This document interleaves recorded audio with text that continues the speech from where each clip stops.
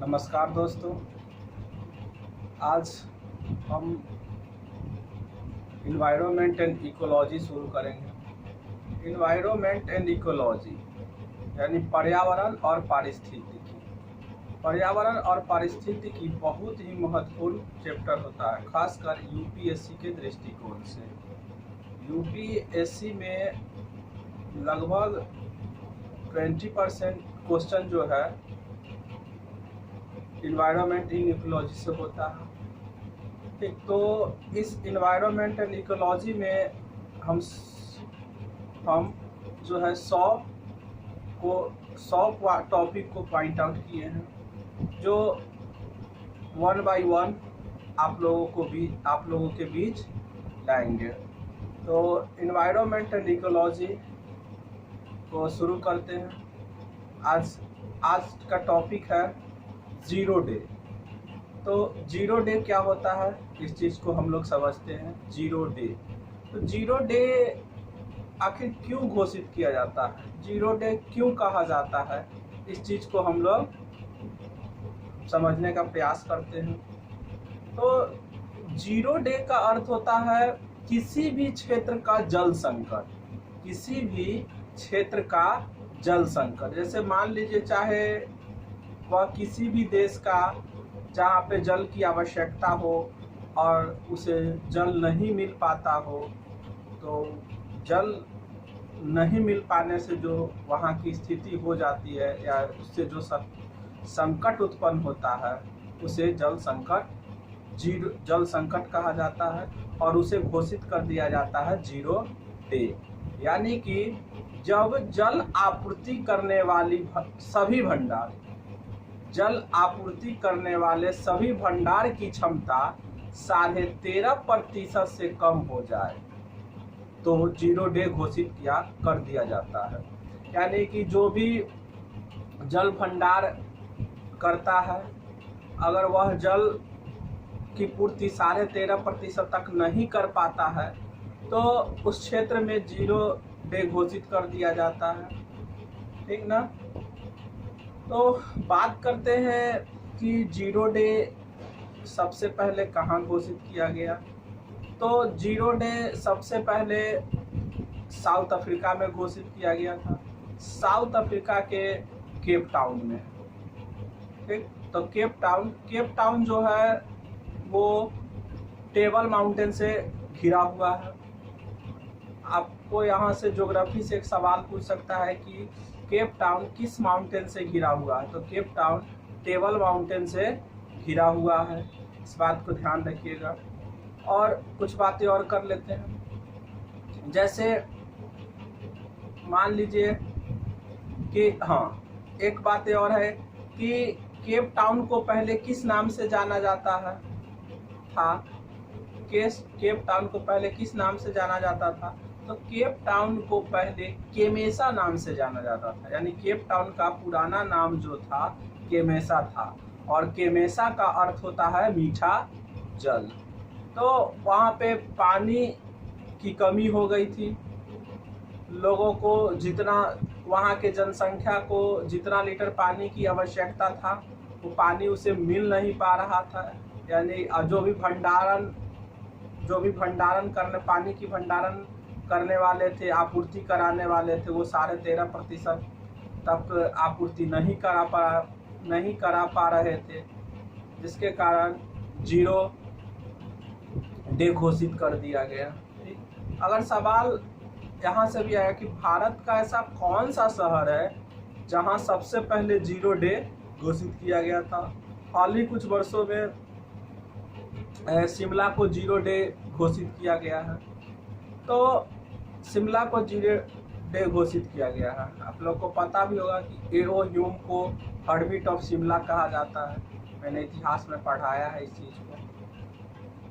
तो शिमला की कुल जनसंख्या को 4.5 लाख लीटर पानी की आवश्यकता थी। शिमला के कुल जनसंख्या को 4.5 लाख लीटर पानी की आवश्यकता थी, लेकिन उसे पानी की आपूर्ति जो है 2.5 लाख लीटर ही हो पा रहा था। तो जिसके कारण वहाँ पे जल संकट हो गया और महामारी जल संकट हो गया। ठीक, जल संकट हो जाने के कारण वहाँ 0 डे घोषित कर दिया गया। ठीक, तो इतना समझ गए होंगे। तो शिमला को क्यों 0 डे घोषित किया गया, हम लोग ये लोग समझ गए। अच्छा, ये जल संकट हो रहा है, ठीक है, तो 0 डे घोषित किया जा रहा है, तो इससे कहीं ना कहीं तो जल प्रदूषण होगा ही। नहीं तो बात कर लेते हैं, जल प्रदूषण की भी बात कर लेते हैं यहाँ पे। जैसे बात करते हैं कि भारत एक कृषि प्रधान देश है। भारत क्या, लगभग सभी देश कृषि प्रधान होते हैं, वहाँ सभी देशों में कृषि होती ही। तो भारत एक कृषि प्रधान देश है। तो भारतीय मिट्टी में NPK यानी नाइट्रोजन, फास्फोरस और पोटेशियम की जो मात्रा है वो नहीं पाई जाती है। तो भारतीय मिट्टी में NPK यानी नाइट्रोजन, फास्फोरस और पोटेशियम नहीं पाया जाता है। ठीक, तो यहाँ की मिट्टी में NPK का जो रेशियो है 4:2:1 यानी कि 4:2:1 के रेशियो में क्या होता है, यहाँ की मिट्टी में NPK की कमी होती है। तो किसानों के द्वारा NPK को पूर्ति करने के लिए उसके द्वारा यूरिया का प्रयोग किया जाता है। ठीक, तो यूरिया का प्रयोग किया जाता है। तो अब जैसे मान लीजिए कि अगर नाइट्रोजन नहीं होगा तो प्रोटीन नहीं बन पाएगा पौधे में, फास्फोरस नहीं होगा तो बीज नहीं बन पाएगा, और पोटेशियम नहीं होगा तो पौधे की वृद्धि नहीं हो पाएगी। तो ये सब की पूर्ति करने के लिए जो है यूरिया का प्रयोग किया जाता है। और पौधे नाइट्रोजन को डायरेक्ट नहीं लेते हैं, पौधे नाइट्रोजन को डायरेक्ट नहीं लेते हैं, वो नाइट्रोजन को नाइट्रेट या नाइट्राइड में बदल कर लेते हैं। जब नाइट्रेट और नाइट्राइड में बदल कर लेते हैं तो कहीं ना कहीं ये पानी को जरूर प्रदूषित करेगा। ठीक, जैसे लोग को पता है कि यूरिया में नाइट्रोजन की मात्रा जो है 46% होता है, और यूरिया प्रयोगशाला में बनने वाला पहला उत्पाद था।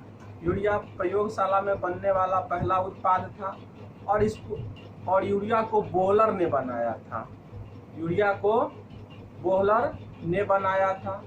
तो जब पौधे जो है वो नाइट्रोजन को नाइट्रेट के रूप में लेते हैं, जब पौधे नाइट्रोजन को नाइट्रेट के रूप में बदल के नाइट्रेट या नाइट्राइड के रूप में बदल के लेते हैं, नहीं तो इस चीज़ को हम लोग समझते हैं। जैसे एग्जाम्पल के माध्यम से इसको समझते हैं कि यूरिया के प्रयोग से क्या हानि होता है।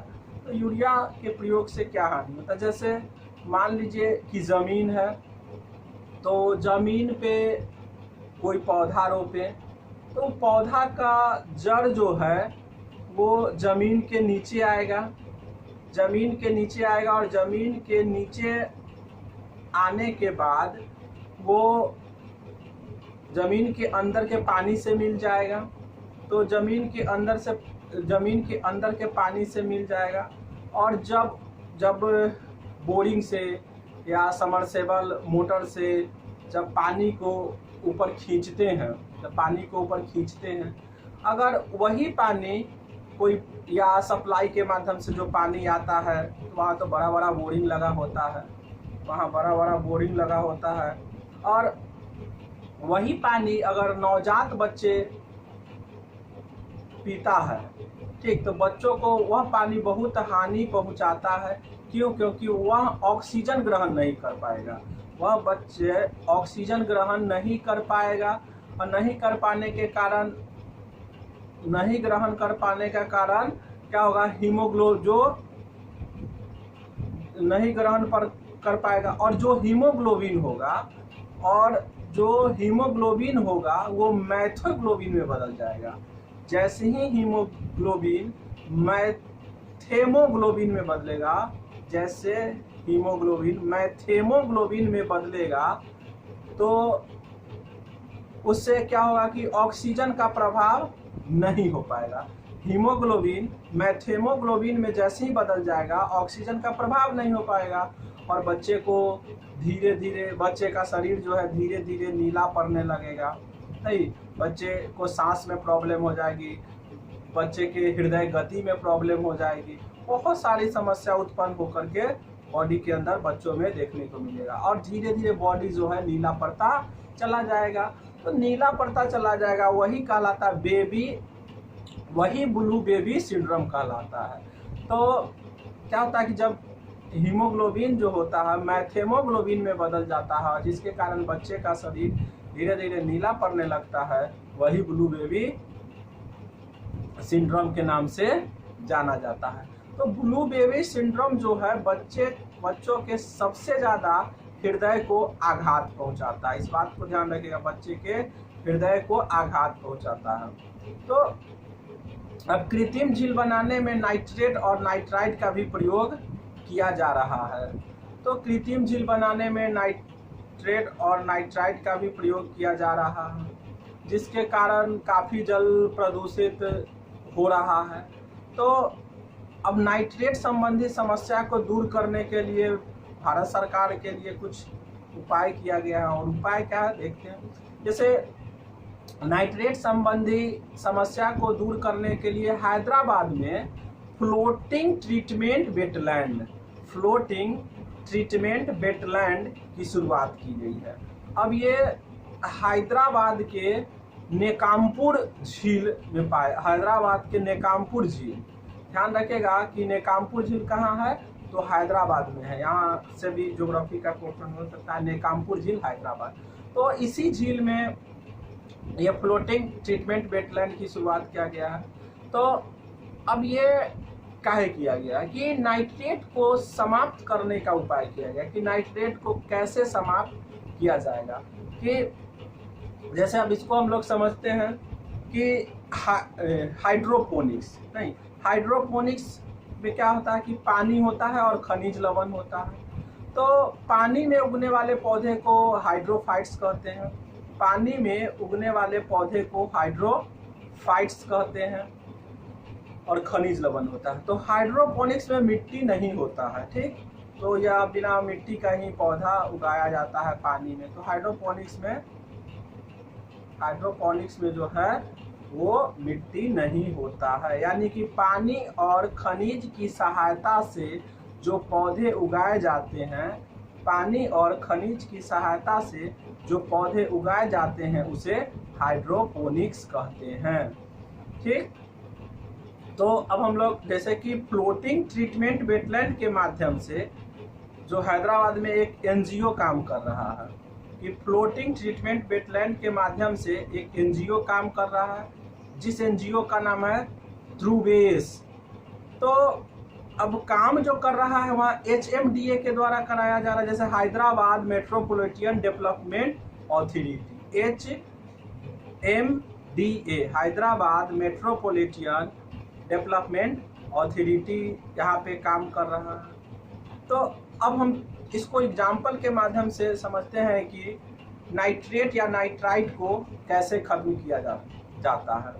कि जैसे मान लीजिए कि कोई झील है, तो उस झील में लेयरिंग कर दिया जाता है, उस झील में लेयरिंग कर दिया जाता है। जैसे कि मान लीजिए कि पहले पानी है, फिर कंकड़ डाल दिया गया, फिर जो है उसके ऊपर फिर पानी डाल दिया गया। इस टाइप से 3-4 लेयर बनाया जाता है, और 3-4 लेयर बनाया जाता है। और ऊपरी पार्ट जो होता है, झील का जो ऊपरी सतह होता है, उसमें तुलसी और अश्वगंधा के पौधे को लगा दिया जाता है। तो तुलसी और अश्वगंधा के पौधे को लगा दिया जाता है कि, और जब तुलसी और अश्वगंधा का जड़ जब झील के अंदर जाता है, जब झील के अंदर जाता है, तो तुलसी और अश्वगंधा का जड़ जो है वो ट्राई एथिलीन ग्लाइकोल का निर्माण करती है ना, ट्राई एथिलीन ग्लाइकोल का निर्माण करती है। और ट्राई एथिलीन ग्लाइकोल जो है वो नाइट्रेट को समाप्त कर देती है। तो इस तरह से नाइट्रेट और नाइट्राइड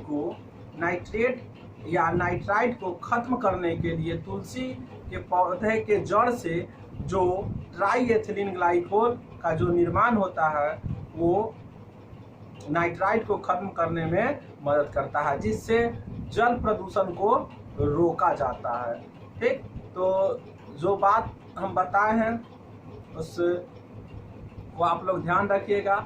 एक सुंदर सा प्यारा सा नोट्स बना लीजिएगा ताकि आप लोगों को जब भी ज़रूरत हो उस नोट्स के माध्यम से उसको देखते रहिएगा।